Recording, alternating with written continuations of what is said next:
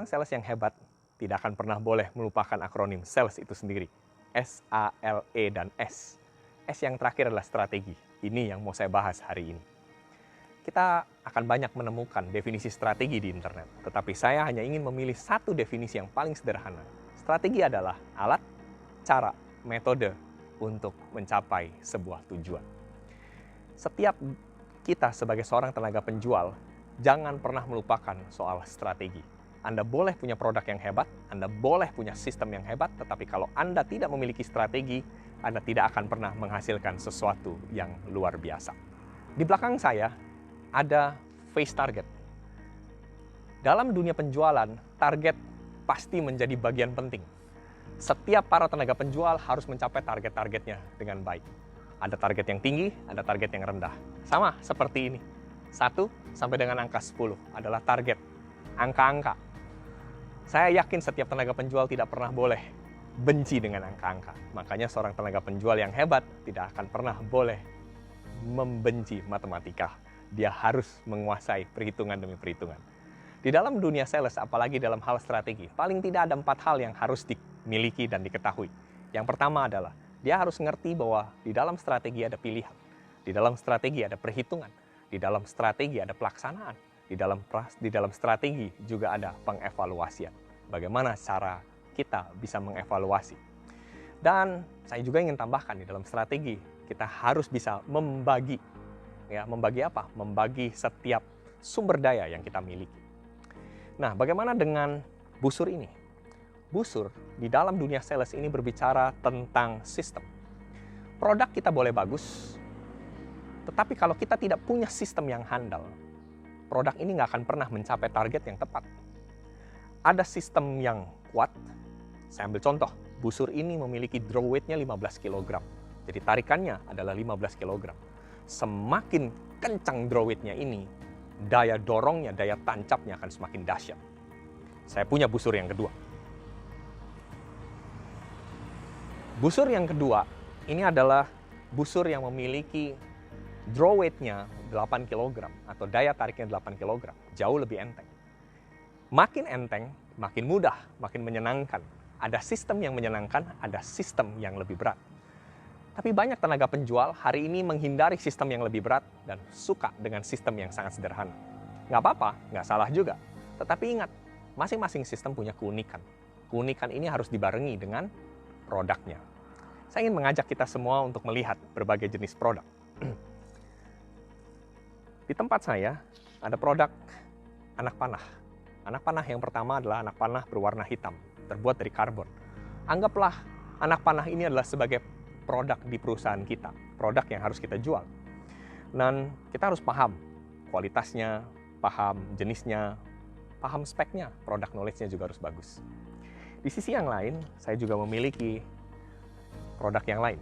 Ini adalah produk yang sangat original, yaitu anak panah dari bambu, menggunakan bulu asli seperti ini. Konon katanya, kalau anak panah menggunakan bulu asli, daya lenturnya dan daya tancapnya jauh lebih dahsyat. Mungkin ini bagaikan produk-produk yang dijual di dalam perusahaan Anda, produk yang paling high-end, paling berkualitas. Di samping itu, perusahaan juga seringkali memiliki produk middle atau produk yang ada di tengah, kualitasnya ada di tengah. Atau jenis produk yang ya mungkin bisa di dalam kategorikan fast moving, sangat cepat, kualitasnya oke, harganya sangat oke. Ya, ada yang seperti ini produk. Ada juga produk lagi yang lain. Produk ini mungkin di perusahaan adalah produk yang biasa aja. Fast moving iya, tapi harganya juga tidak terlalu mahal. Cukup diminati oleh pelanggan-pelanggan kita. Dan yang terakhir, ada produk yang terakhir. Produk yang seperti ini. Wah, kelihatannya menarik, berwarna-warni, bagus. Ya, tetapi ini tidak terlalu diminati oleh pelanggan kita. Tapi ini juga punya target. Dia harus bisa dijual juga oleh kita. Nah, apa yang harus kita lakukan sebagai seorang tenaga penjual dalam konteks ini? Ingat, di dalam strategi, Anda memiliki pilihan. Anda harus memilih. Dalam strategi ada berhitung. Anda harus mulai berhitung. Di dalam strategi ada pembagian. Anda harus bisa membagi setiap sumber daya yang Anda miliki. Punya sistem yang baik, punya sistem yang tepat. Anda mau ambil sistem yang gampang atau mau ambil sistem yang lebih sulit. Dan yang terakhir, di dalam strategi kita juga berbicara tentang pengeksekusian atau pelaksanaan. Kita harus bisa melaksanakan, harus bisa mengeksekusi. Gimana caranya? Pertama, tentukan dulu targetnya. Saya ambil contoh misalnya, kita akan menggunakan 5 produk.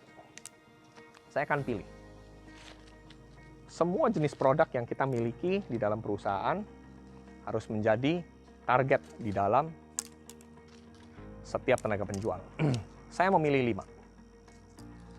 Ya, ada 5 target di sini. Oke, 5 produk yang harus diberikan kepada target market. Tinggal begini masalahnya. Anda mau menggunakan sistem yang mana hari ini? Saya ingin tunjukkan kepada Anda. Ada sistem yang berat, ada sistem yang ringan. 15 kg, 8 kg. Mana yang mau kita gunakan? Ini bebas, tergantung strategi Anda sekali lagi. Makanya di dalam strategi ada pilihan. Anda harus menentukan targetnya. Anda mau target berapa? Anda harus memilih sistem yang tepat seperti apa. Saya ingin mencoba dengan sistem yang sangat sederhana terlebih dahulu.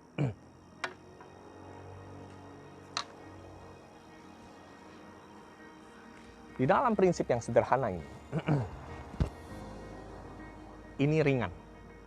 Saya ingin menggunakan atau ingin meluncurkan sebuah produk yang biasa, yang ada di dalam perusahaan.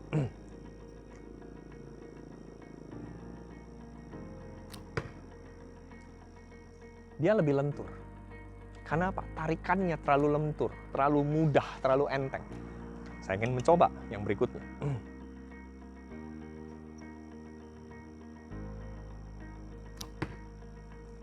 Mungkin ini sedikit lebih baik.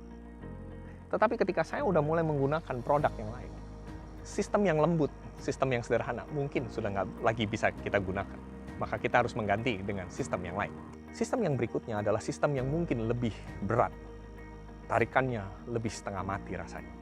Tetapi kadang-kadang kita harus punya produk-produk yang tepat untuk sistem yang lebih berat juga. Sistem ini bicara tentang promosi, sistem ini bicara tentang SOP, sistem ini juga bisa bicara macam-macam. Tapi mari kita lihat, dengan sistem yang berbeda, produk yang berbeda, apakah bisa menghasilkan hasil yang lebih baik?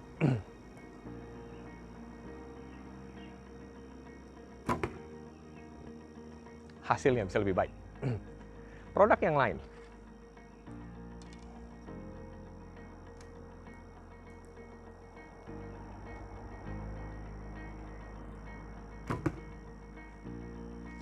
Ternyata bisa lebih baik.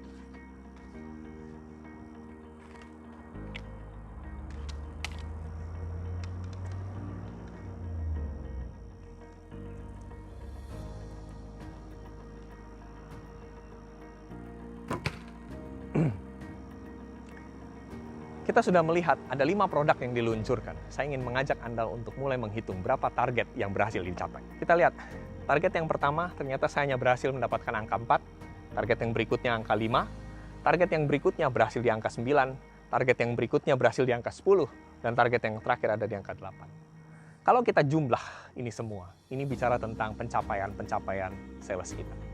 Sekali lagi saya ingin mengatakan bahwa sales yang hebat, Anda nggak pernah boleh takut dengan target. Kenapa Anda nggak boleh takut dengan target? Karena Anda punya strategi. Makanya kalau Anda mau jadi seorang sales yang hebat, dengan pencapaian yang hebat, Anda harus punya strategi juga yang hebat.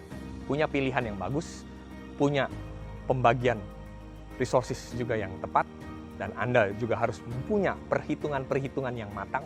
Anda harus punya sebuah pilihan. Anda mau memilih sistem yang seperti apa. Itu bicara soal strategi. Saya ingin katakan, sales hebat tidak pernah boleh melupakan strategi yang hebat. Produk Anda boleh hebat, sistem Anda boleh hebat, tapi Anda harus punya strategi yang hebat. Cara Anda memilih, cara Anda menentukan, target market Anda, hitung-hitungannya Anda tidak pernah boleh lupakan. Selamat buat Anda, jadilah seorang sales yang hebat. Anda memiliki S, A, L, E, dan S. Yang terakhir adalah strategi. Jadilah seorang sales yang memiliki strategi yang mantap.